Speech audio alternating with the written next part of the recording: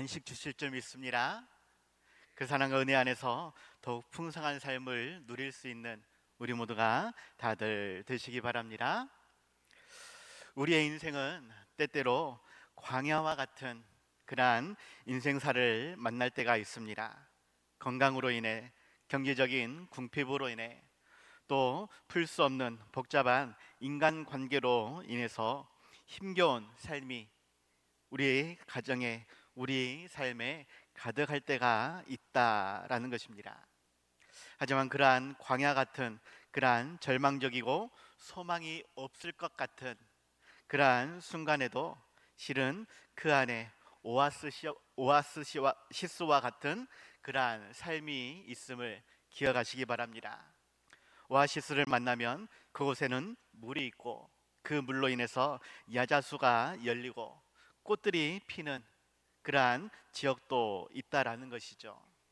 또 사막의 밤하늘, 물론 제가 직접 보지는 못했지만 인터넷에 보면 엄청난 별들이 빛나는 그러한 모습을 보는 경우가 많이 있습니다. 멋지게 쏟아지는 그러한 광경들을 밤하늘에 볼 수 있다라는 것입니다. 험악한 광야에서도 그러한 낭만적인 신비로운 체험들이 가득 있다라는 것입니다. 우리의 인생살이도 힘겨운 광야 같은 그러한 삶이지만 그 안에 은혜를 주시는 하나님, 복으로 채워주시는 하나님을 만날 수 있다라는 것이죠. 인간적인 생각에서는 왜 광야를 걷게 하시는지 이해하기가 어려울 때 있습니다. 하지만 하나님은 우리가 그 길을 걸어야 한다라고 말씀을 하시는 것이죠. 특별히 광야를 걷는 것, 모세를 택하시고 부르시면서 사명을 주시면서 위대한 역사를 이루게 하시기 위해 출애굽 다음에 곧바로 광야의 삶을 주셨습니다. 어떻게 보면 금방 쉽게 해결되어질 그러한 일인데, 지중해 연안으로 가게 되면 하나님께서 약속하신 가나안 땅이 금방 나올 일인데, 하지만 하나님께서는 광야를 걷게 하시고 전쟁을 만나게 하시고 그곳에서 힘겨움을 만나게 하시더라. 때로는 추위와 굶주림도 불평의 원인이 될 수 있었습니다. 하나님 편에서는 분명 충분히 채워주시는 그러한 삶이었지만 나의 욕심이, 나의 교만이 때로는 그 하나님을 이해하지 못하고 불평하고 원망할 수밖에 없는 그러한 환경들을 만나게 되어지더라라는 것입니다. 또 출애굽 때에 20세 이상의 모든 사람들이, 여호수아와 갈렙을 제외한 모든 사람들이 죽음에 이르게 되는, 인간 편에서는 너무나 불행을 겪을 수밖에 없는 그러한 모습도 성경에서는 발견이 되어집니다. 분명 하나님께서는 가까운 길을 놔두시고 그러한 불행의 길을, 인간 편에서는 그 길을 걷게 하시는 이유가 무엇인가? 오늘 말씀을 통해서 다시 한번 살펴볼 수 있길 바랍니다. 하나님께서는 광야를 걷게 하십니다. 그 광야의 삶 속에서 우리에게 요구하시는 것이 있습니다. 그 말씀 안에서 온전히 순종할 수 있는, 따라갈 수 있는, 그 광야를 통해 하나님께 드릴 열매를 맺어갈 수 있는 우리 모두가 다들 되시기 바랍니다. 첫 번째입니다. 광야를 걷게 하시는 하나님은 맹세하신 땅을 차지하고 생육하고 번성하게 하시기 위함이다 라는 것을 기억하시기 바랍니다.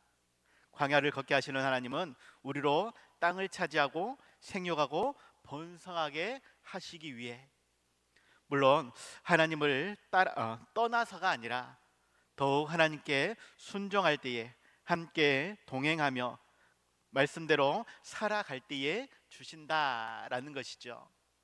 그냥 무조건 좋은 것을 주신다가 아니라 말씀을 따라갈 때에만, 하나님의 이끄심 따라 나아갈 때에만 그러한 것을 얻을 수 있다라는 것입니다. 조금은 조건문으로 되어 있지만 이것을 해야만 너가 이러한 복을 받을 것이다 라고 말씀을 하시지만, 그래도 하나님의 목적은 우리로 광야를 지나 복과 은혜를 풍성히 받아 누릴 수 있는 땅을 차지하고 생육하고 번성하게 하시기 위함이다 라는 것을 기억하시기 바랍니다. 오늘 본문 1절 보니까 내가 오늘 명하는 모든 명령을 너희는 지켜 행하라. 그리하면 너희가 살고 번성하고 여호와께서 너희의 조상들에게 맹세하신 땅에 들어가서 그것을 차지하리라 라고 말씀하고 있습니다. 하나님은 이스라엘 백성들이 온전히 말씀을 따라 살며 주시는 복과 은혜 안에서 번성하고 복된 삶을 누리기를 원하셨다. 그러한 땅으로 이끄시기 위해 먼저 광야를 걷게 하셨다라는 것입니다. 이러한 약속은 실상 아브라함부터 시작한 것이 아니라 그 위에 아담으로부터 시작이 되었다라고 말씀을 드리고 싶습니다. 창세기 1장 28절에서 하나님이 그들에게 복을 주시며 하나님이 그들에게 이르시되 생육하고 번성하여 땅에 충만하라, 땅을 정복하라, 바다의 물고기와 하늘의 새와 땅에 움직이는 모든 생물을 다스리라 라고 처음부터 우리 인간을 만드실 때부터 우리에게 명령하신 그러한 복이었다라는 것입니다. 하지만 불순종이 뒤따라오게 되고 죄가 들어옴에 따라서 오히려 이 땅에서의 삶은 형벌이 되어져 버렸습니다. 에덴 동산에서 쫓겨나게 되어졌지요. 그럼에도 불구하고 생육하고 번성하여 땅에 충만한 삶은 여전히 이어져 왔다라는 것입니다. 인간은 갈수록 하나님 보시기에 악을 행하며 죄악이 세상에 가득하였어도 마음과 생각이, 모든 계획이 항상 악할 뿐임에도 불구하고 하나님의 이러한 약속은 계속 이어져 왔다. 노아 시대에도 마찬가지입니다. 사람들은 그렇게 악을 행하며 더욱 세상에 가득하여졌지만 노아에게 하나님은 은혜를 베푸시고 방주를 통해 구원을 베풀어 주셨습니다. 그러고 나서 다시 말씀하시는 것이 창세기 6장 1절 2절 말씀, 하나님이 노아와 그 아들들에게 복을 주시며 그들에게 이르시되 생육하고 번성하여 땅에 충만하라. 땅의 모든 짐승과 공중의 모든 새와 땅에 기는 모든 것과 바다의 모든 물고기가 너희를 두려워하며 너희를 무서워하리니 이것들은 너희의 손에 붙였음이니라 라고 말씀합니다. 아람 때에도 노아 때에도 아브라함 때에도 계속해서 말씀하시는 것이 우리에게 복을 주신다. 그 복 안에서 생육하고 번성하며 땅에 충만할 것을 하나님께서 말씀하고 있는 것입니다. 다만 무조건 주신다가 아니라 말씀에 순종할 때에, 이끄심 따라 나아갈 때에 하나님은 우리에게 복과 은혜로 채워주신다라고 말씀을 하시는 것이죠. 문제는 그 길이 광야의 길이다. 그것이 시험을 통과해야만 얻을 수 있는 그러한 길이다라고 말씀하시는 것입니다. 곧바로 갈 수 있는 그러한 가나안 땅이지만 오히려 험난한 여정 속에서 더욱 하나님을 잊지 말라고, 더욱 하나님을 붙들라고, 그래야만 복과 은혜로 체험받는다라고 말씀을 하는 것이죠. 오늘 본문 넘어서 신명기 8장 12절 14절에서 말씀합니다. 이스라엘 백성들이 가나안에 들어가서는 너가 먹어서 배부르고 아름다운 집을 짓고 거주하게 되며 또 내 소와 양이 번성하며 내 은금이 증식되며 내 소유가 다 풍성하게 될 때에 내 마음이 교만하여 내 하나님 여호와를 잊어버릴까 염려하노라 라고 말씀합니다. 그 심 따라 나아가면 가나안 땅을 만나게 될 것이다. 그 가나안 땅에 들어가서 풍성한 은혜를 받아 누리게 될 것이다. 그런데 혹시나 그때에 내 마음이 교만하여질까봐, 그래서 나를 잊어버릴까봐 내가 일부러 광야에 40년간을 준비했다. 그 길을 걸으면서 너는 결코 잊어서는 안 된다. 무엇을? 너와 함께 하시는 하나님을, 너에게 복 주시는 하나님을, 너를 지키시고 보호하시는 그 하나님을 너는 잊어서는 안 된다라는 것을 미리 광야의 길을 통해 말씀해 주신다라는 것입니다. 우리의 삶에도 세상적인 가치에서 무조건적으로 복과 은혜를 주신다라고 말씀하지 않습니다. 오히려 그것은 마음이 교만해져서 하나님을 잊어버리게 되는 그러한 교만과 게으름과 악함이 차고 넘칠 수밖에 없는 연약함이 있기 때문이다라고 말씀합니다. 그 연약함으로 광야를 걷는다는 것, 어떻게 보면 앞뒤가 안 맞는 말처럼 보여집니다. 그랄지라도 그 광야를 걸을 때에 매일매일 하루분의 만나로 먹이시는 하나님, 낮에는 구름 기둥으로 밤에는 불 기둥으로 더위와 추위를 견딜 수 있게 하셨다라고 하는 것, 하나님은 실상 늘 우리와 함께 하시며 우리의 모든 삶을 다 책임져 주고 있다라는 것. 그런데 우리가 늘 평온하면, 우리가 늘 풍족하면 그것을 주시는 하나님을 잊어버린다라는 것입니다. 그래서 실은 조금 부족하게, 조금은 힘들게 광야를 걸으면서 매일같이 채워주시는 그 하나님을 생각할 수 있도록, 경험할 수 있도록 광야의 길을 걷게 하신다라는 것입니다. 그러할지라도 여전히 땅을 차지하고 생육하고 번성하도록 늘 은혜를 베풀어 주신다라는 것을 기억하시기 바랍니다. 광야와 같은 우리의 인생사도 너무나 힘들고 지치는 순간들이 있을 것이지만, 그래도 결혼을 하고 가정을 이루며 자녀를 낳고 그렇게 이 땅을 열심히 살아갈 수 있도록 힘 주시고 능력 주시고 풍성한 은혜를 베풀어 주신다라는 것을 기억하며 그 광야의 삶을 불평하는 것이 아니라 더욱 감사함으로 걸어갈 수 있는 우리 모두가 다들 되시기 바랍니다.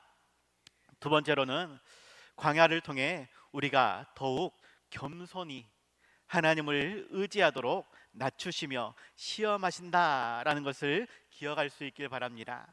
우리가 더욱 겸손해지도록 하나님께서 우리를 낮추시고 시험하신다. 오늘 보면 2절 보니까 내 하나님 여호와께서 이 40년 동안에 내게 광야길을 걷게 하신 것을 기억하라. 이는 너를 낮추시며 너를 시험하사 내 마음이 어떠한지 그 명령을 지키는지 지키지 않는지 알려 하심이라 라고 말씀하고 있죠. 하나님은 분명 우리에게 말씀하시는데 그 말씀을 지키는지 지키지 않는지 40년의 시간을 통해서 너를 바라볼 것이다, 더욱 너를 낮출 것이다, 너를 시험할 것이다 라고 말씀을 하는 것입니다. 이 광야라는 단어, 히브리어가 미드바르라는 단어인데 이것은 말하다라는 뜻의 다바르에서 나왔다라고 합니다.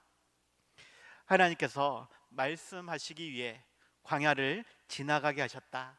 하나님께서 가장 중요한 그분의 메시지를 우리에게 주시기 위해 광야를 지나게 하셨다라는 것입니다. 어떤 목사님은 말씀하기를 이 광야는 고독한 곳이다. 광야는 조용한 곳이다. 광야는 세속의 방해가 가장 적은 곳이다. 그래서 광야는 하나님을 부르고 찾기에 적합한 곳이다 라고 이야기하였습니다. 또한 광야는 부족함이 많고 불편한 것이 많기 때문에 더욱 하나님을 의존할 수밖에 없는, 의존함을 배우기에 가장 적합한 것이다 라고 이야기하였습니다. 그래서 우리의 신앙의 선배들도 광야를 찾았고 그곳에서 하나님을 홀로 대면하면서 말씀을 들었다라고 이야기하죠. 그 하나님의 말씀을 듣고 온전히 순종하도록 우리를 시험하시기 위해, 낮추시기 위해 그 길을 걷게 하셨다라는 것입니다.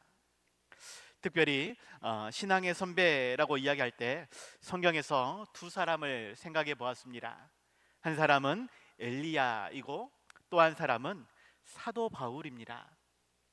엘리야는 갈멜산 대결에서 바알의 선지자들을 모두 죽인 다음 3년 반 동안 내리지 않았던 비를 내리게 하는 역사가 있었습니다.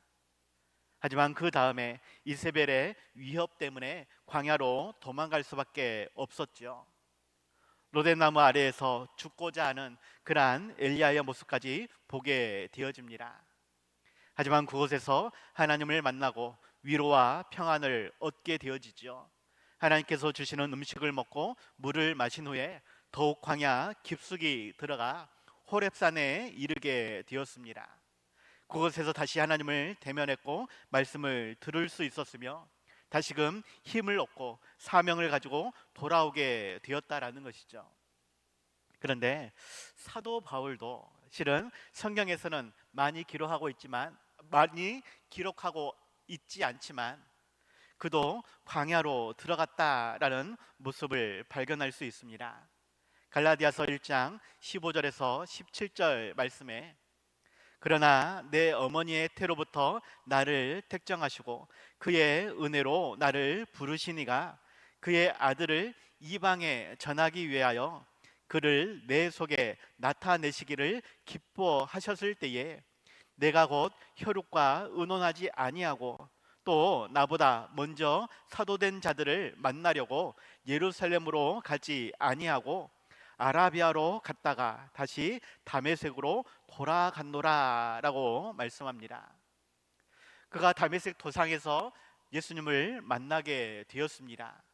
그리고는 그가 거부했던, 외면하고자 했던, 오히려 예수님 만나는 사람들을, 믿는 자들을 붙잡아다가 감옥에 가두려고 했던 그 순간에 예수님을 만나게 되었고, 그 예수님이 어떠한 분인지를 그가 곰곰이 살필 수 있기 위해 혈육과 의논한 것이 아니라 먼저 사도된 베드로를 비롯한 예수님의 제자들을 만나는 것이 아니라 아라비아로 가고 그곳에서 다시 다메섹으로 돌아왔다라고, 어떠한 주석가는 그 기간이 대략 3년 정도 되었을 것이다 라고 이야기를 합니다. 구체적으로 그가 무엇을 어떻게 하였는지 우리는 알 수 없지만 그는 먼저 광야로 나아가고 그 광야에서 하나님을 만났다라는 것입니다. 예수 그리스도가 누구인지를 깊이 묵상한 이후에 돌아와서 예수 그리스도를 증거하는 삶을 살게 되었다라는 것이죠. 하나님은 우리가 광야를 지나며 그렇게 하나님을, 예수님을 묵상하기를 원하시고 그 예수님을 더욱 믿으며 의지하며 살아갈 수 있도록, 더욱 예수 그리스도를 증거하는 삶을 살 수 있도록, 그 사명을 다시 발견할 수 있도록 우리를 광야로 이끄셨다라는 것입니다. 그 광야는 너무나 극한 상황이 될 수 있지만 그럴지라도 그 광야 속에서 하나님을 만나면 우리의 마음과 우리의 삶이 다시 회복되어질 것이다 라고, 그렇게 우리를 테스트하시며 또한 우리가 그 테스트를 통과하여 더욱 힘있고 능력 있는 삶을 살게 하시기 위해 우리를 광야로 내모신다라는 것입니다. 3절에서 말하기를 너를 낮추시며 너를 줄이게 하시며 또 너도 알지 못하며 네 열조도 알지 못하던 만나를 내게 먹이신 것은 사람이 떡으로만 사는 것이 아니요 여호와의 입에서 나오는 모든 말씀으로 사는 줄을 내가 알게 하려 하심이니라 라고 말씀하고 있는데, 광야를 통해 우리를 낮추신다, 광야를 통해 우리를 줄이게 하신다. 하지만 그 광야를 통해 우리가 알지 못했던 만나를 먹게 하신다. 그 만나는 결국 하나님의 말씀을 이야기하는 것이고 그 말씀으로 사는 삶을 우리에게 가르쳐 주신다라고 이야기하는 것입니다. 또한 오늘 본문 넘어 16절에서 보면 네 조상들도 알지 못하던 만나를 광야에서 내게 먹이셨나니 이는 다 너를 낮추시며 너를 시험하사 마침내 내게 복을 주려 하심이었느니라 라고 말씀합니다. 분명 우리를 낮추시기 위해, 시험하시기 위해 광야로 내모셨지만 그 광야에서 만나를 먹으며 또한 그 하나님의 이끄심 따라 살아갈 때에 복을 우리가 경험할 수 있도록 알게 하시기 위해서 더욱 광야로 이끄셨다라고 말씀을 하는 것입니다. 하나님은 우리에게 복 주시기를 원하십니다. 풍성한 은혜를 채워 주시기를 원하십니다. 그것을 위해서 더욱 광야를 걷게 하신다라는 것, 더욱 우리를 낮추신다라는 것, 겸손하게 하신다라는 것을 기억하시기 바랍니다. 우리를 그렇게 낮추실 때에 우리는 더욱 겸손히 하나님을 바라볼 수 있어야 하겠고, 더욱 하나님을 의지할 수 있어야 할 것입니다. 간절히 기도하는, 부르짖는 우리의 삶이 뒤따라야 할 것이고, 그러한 부르짖음에 하나님이 들으시고 응답해 주신다라는 사실을, 복 주시는 하나님을 우리가 경험할 수 있어야 하겠다라는 것이죠. 그 시작점이 광야를 지나는 그 고난 가운데에서 시작이 되어진다라는 것입니다. 이 광야는 실상 음식도, 물도, 기타 여러 가지 환경들도 어느 것 하나 갖추어지지 않았습니다. 그렇기 때문에 그들은 갈 때마다 고통이 뒤따랐고, 그렇기 때문에 불평할 수밖에 없었습니다. 하지만 그 불평 가운데에 더욱 하나님을 의지하며 기도하며 부르짖을 수밖에 없는 그러한 상황으로 이어지게 되어졌지요. 우리를 힘들게 하는 광야와 같은 인생살이, 그것으로 불평하고 원망하는 삶도 있을 수 있습니다. 실은 제 자신의 삶도 그러한 적이 있었습니다. 가난이라는 것 때문에, 또 고등학교 시절 공부라는 것 때문에 실은 많이 힘겨웠던 때가 있었습니다.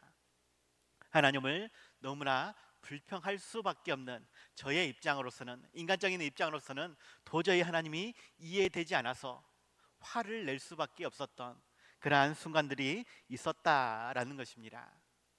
하지만 시간이 지난 이후에 내 자신을 돌이켜보면 하나님이 왜 그 길을 걷게 하셨는지 충분히 이해가 된다라는 것입니다. 결국은 하나님의 일을 하기 위해 목회자가 되어지고, 찬양 인도자가 되어지고, 예배를 인도하는 자가 되게 하시기 위해, 더욱 하나님의 사랑과 은혜를 전파하는 그러한 사명자가 되게 하시기 위해 나에게 고난을, 그 힘겨운 순간을 지나게 하셨다라는 것입니다. 아마도 그러한 시간이 없었으면 아마 저는 열심히 돈 버는 일에 나의 모든 시간을 쏟아 부었을 것입니다. 왜냐하면 저는 돈이 좋았거든요. 반대적으로 돈이 없었기 때문에 많이 힘들었습니다. 제 목표는 빨리 고등학교 졸업하고 돈 버는 일에 뛰어드는 것이었습니다. 대학 가고 싶은 생각도 없었습니다. 하지만 하나님께서는 실업계 고등학교가 아니라 인문계 고등학교를 가게 하시고, 대학 한번 떨어졌거든요. 그런데 또 대학을 붙게 해 주셨습니다. 좀 복잡한 이야기지만 고등학교 졸업하고, 그래 이제 됐어, 나는 내 하고 싶은 걸 할 거야, 뭘 하면 제일 좋을까, 조금은 덜 힘든 게 무엇일까 찾아보니까 그때 당시에 컴퓨터가 제 눈에 들어왔습니다. 그래도 전문 그러한 자격증 있는 그러한 일이었기 때문에 이것만 내가 잘 배우면 충분히 먹고 살 거야 라는 그러한 기대감으로, 확신으로 가득 차 있었죠. 1년 동안 컴퓨터를 배웠습니다. 그리고 나름대로 자격증도 따게 되어졌고, 뭔가 해볼 수 있을 것이다 라는 확신까지 들었습니다. 그런데 청천벽력 같은 한 가지 문제가 있었습니다. 군대를 안 갔다 오면 취업이 안 된다라는 것이죠. 문제는 군대를 갔다 오면 배웠던 거 다 잊어버릴 것 같은, 이러한 것 때문에 도대체 하나님께서 나를 통해 무엇을 하기를 원하시는가 이해할 수가 없었습니다. 그리고 그렇게 컴퓨터를 1년 배운 다음에 뭘 할까 고민하다가 그래도 배운 게 컴퓨터고 충분히 좋은 자격증을 가지고 있으니까 이것을 가지고 군대를 지원하면, 그때 당시 공군은 자격증이 있으면 같은 병과로 그렇게 지원할 수 있었고 군대 기간을 경력으로 그렇게 쳐준다라는 이야기를 들었기 때문에 그렇게 지원을 하려고 했습니다. 그런데 떨어졌습니다. 군대도 떨어졌습니다. 왜 하나님께서 이렇게 하시는가? 너무나 방황할 수밖에 없었지만 결론적인 것은 하나님께서 저를 이 길로 가게 하시기 위해 전혀 엉뚱한 방법으로 실패를 하게 만드시고 또 길이 안 되는 것으로 하나님께서 만드셨다라는 것이죠. 공군은 시험을 쳐야 됐거든요. 그런데 분명히 제가 날짜를 보고 갔는데 늦었다라는 것입니다. 전날 끝났다라는 것이에요. 내가 왜 그러한 날짜를 그렇게 착각했는지 지금도 이해가 안 됩니다.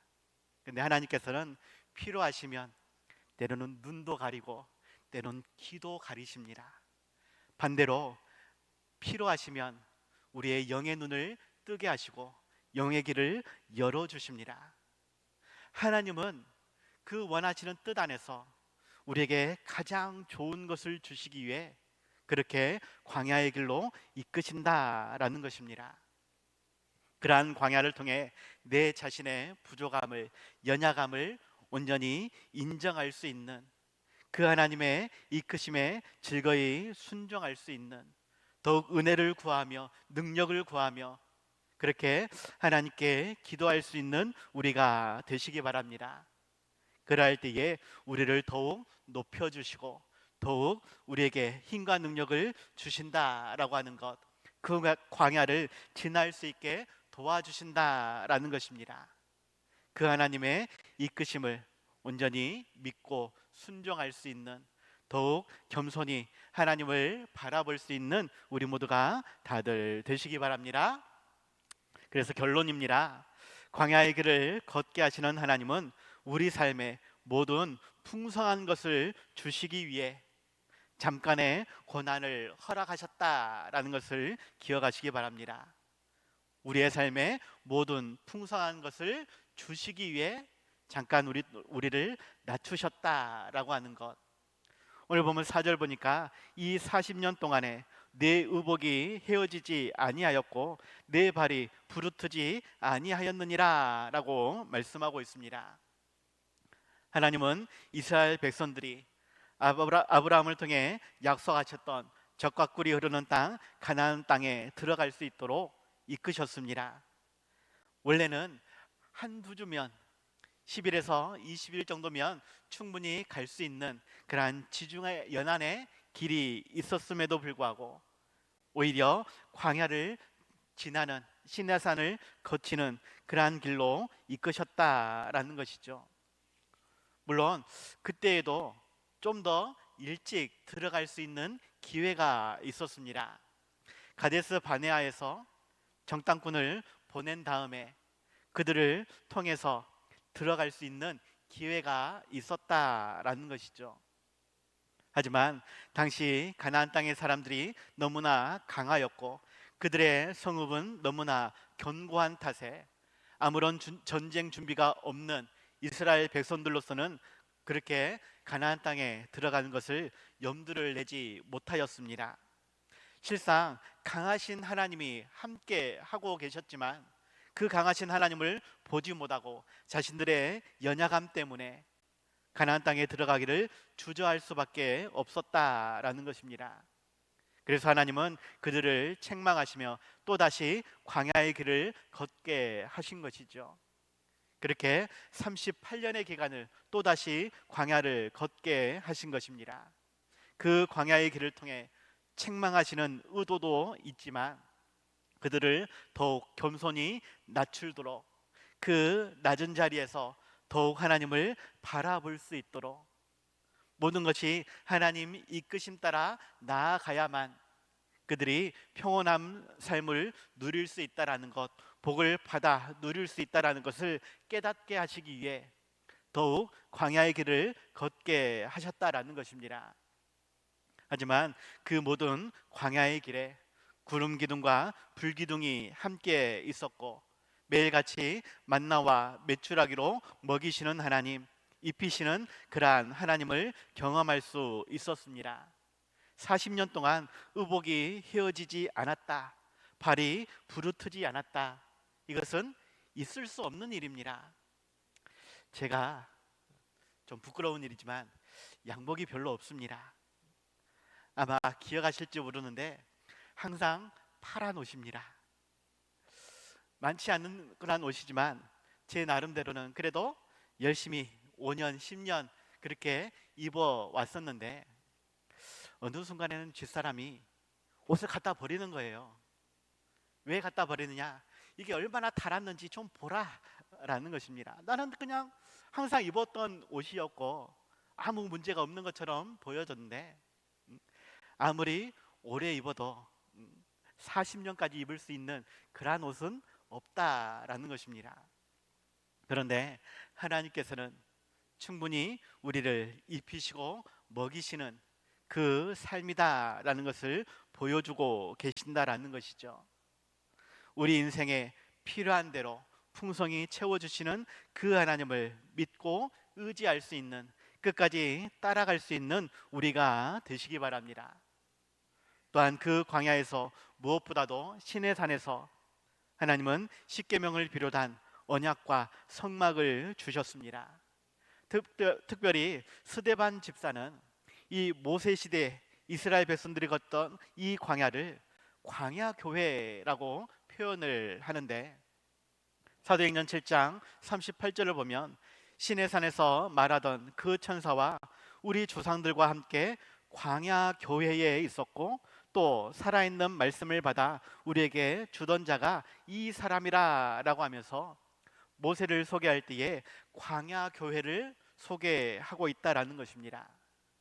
광야를 걷는 그 삶이 실은 교회였다라고, 교회는 하나님이 함께 하시는 곳, 하나님이 말씀해 주시는 곳, 하나님과 즐거이 교제하는 그러한 곳이다 라고 이야기하는 것입니다.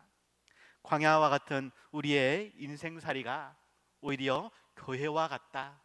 우리의 모든 삶에 함께 하시는 하나님, 우리에게 말씀해 주시고 우리에게 복과 은혜로 채워주시며 그 하나님과 즐거이 교제할 수 있도록, 예배할 수 있도록 하나님은 모든 것을 갖추어 주셨다라는 것입니다. 광야와 같은 우리의 인생살이 왜 그러한 광야를 걷게 하시는가? 결론은 우리에게 복 주시기 위해, 우리로 생육하고 번성할 수 있도록, 무엇보다도 하나님과 교제하며 예배하며 풍성한 은혜를 받아 누리게 하시기 위해 이 같은 길을 걷게 하신다라는 것을 기억하시기 바랍니다.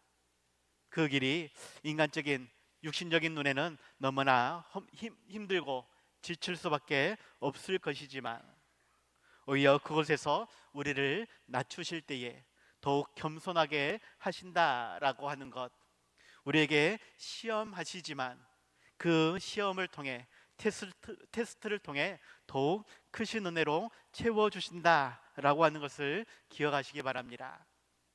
그 광야의 길을 우리가 함께 걸어갈 수 있길 바랍니다. 광야 교회와 같은 우리 지산교회라 할지라도 우리가 더욱 은혜를 나누고 사랑으로 하나됨을 이루어 갈 수 있길 바랍니다.